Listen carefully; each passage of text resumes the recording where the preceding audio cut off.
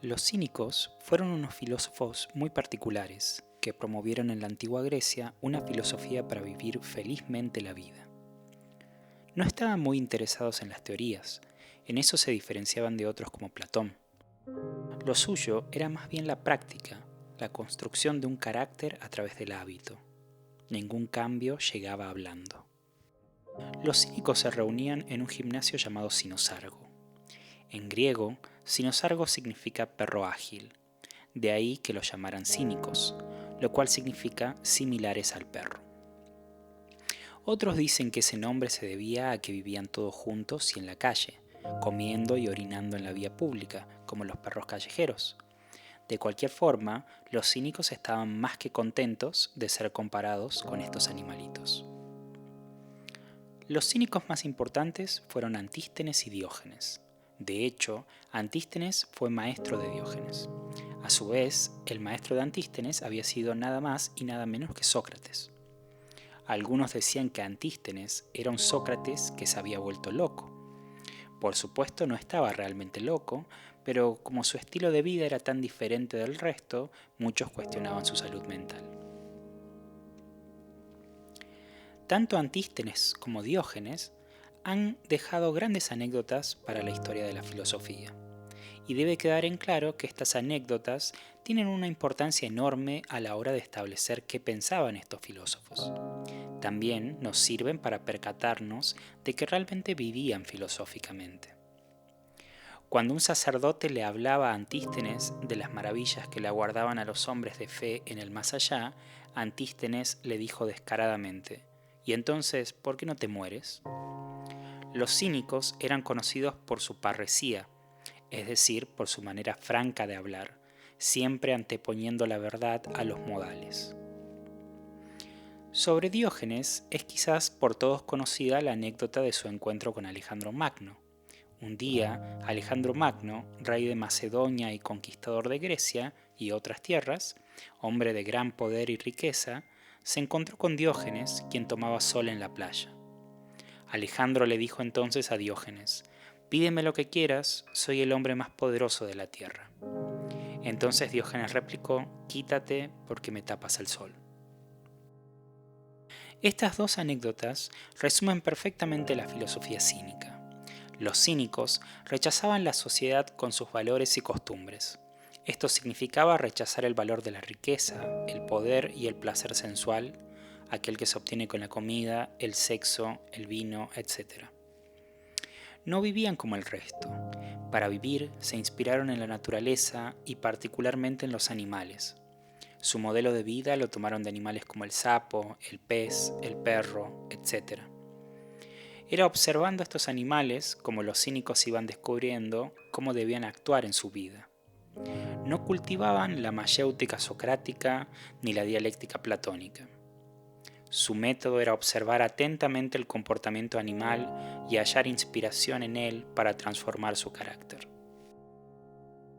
Los animales les enseñaron cuáles son las tres cosas más importantes en esta vida. Una era la austeridad, otra la autosuficiencia y la tercera la resistencia. En cierto modo, los cínicos habían descubierto que la felicidad tenía que ver con la imperturbabilidad. En esta vida hay muchas cosas que nos pueden causar daño, ya sea físico o emocional. La vida debía ser entonces dedicada a desarmar estas amenazas hasta llegar al punto de que nada ni nadie tenga el poder de perturbarnos. Y los animales les habían enseñado que esto se conseguía cultivando las tres virtudes antes mencionadas. Más adelante veremos que los estoicos se inspiraron fuertemente en esta idea cínica. Volviendo al terreno de las anécdotas, se dice que Diógenes entendió la importancia de la resistencia cuando vio un sapo sentado tranquilamente en un lago helado durante el invierno. El sapo no sufría el frío y estaba tranquilo gracias a su capacidad de resistir esas bajas temperaturas. La austeridad, los cínicos la aprendieron del ratón. Se cuenta que cuando Diógenes llegó a Atenas, vivió un tiempo en la calle sin saber muy bien cómo encaminar su vida. Había sido banquero en su patria natal de Sinope, pero lo habían expulsado por falsificar monedas. Una noche comía una galleta quejándose por no tener nada más que comer, mientras a pocas cuadras se celebraba un banquete. En eso, vio que un ratoncito alegre se llevaba las migas que caían al piso. ¿Se podía ser feliz con tan poco? El ratón demostraba que sí. Sobre la autosuficiencia hay una historia muy particular que cuenta el filósofo contemporáneo Michel Onfray. Se dice que Diógenes caminaba una mañana por el puerto y que le llamó la atención un movimiento en el agua. Al acercarse y ver, se percató de que se trataba de un pez que se frotaba contra una piedra. Después de unos segundos, el pez eyaculó.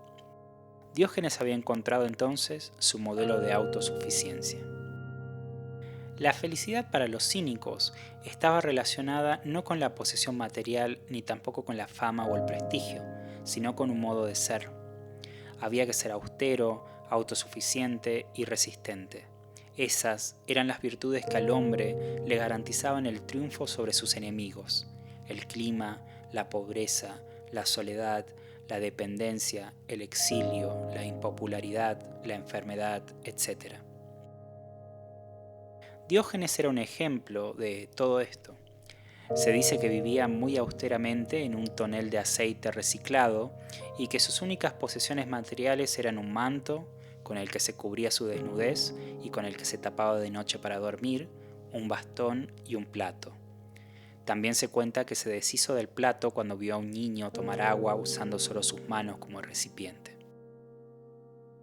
Por otro lado, es famosa su resistencia al frío y al calor.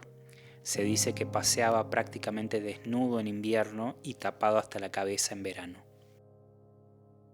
Tampoco necesitaba de nadie para vivir como él quería, era muy autosuficiente. Solo necesitaba un poco de sol, alguna hierba o fruto y ocasionalmente alguna limosna o alguna sobra. Para darle forma al carácter, los cínicos idearon una serie de ejercicios conocidos en griego como asquesis. Por ejemplo, al andar con poca ropa en invierno, el cuerpo se iría acostumbrando al frío. Andando con mucha ropa en verano, el cuerpo se iba acostumbrando al calor. También solían pedir limosnas a las estatuas para de ese modo acostumbrarse a no recibir nada al pedir limosnas en la calle. Proponían también despojarse de las posesiones, aprender a vivir con muy poco para de ese modo estar libres de cualquier dependencia y miedo. Al vivir con poco, no necesitaban trabajar y al aceptar una vida de pobreza voluntaria, no temían tampoco a la posibilidad de perder sus posesiones.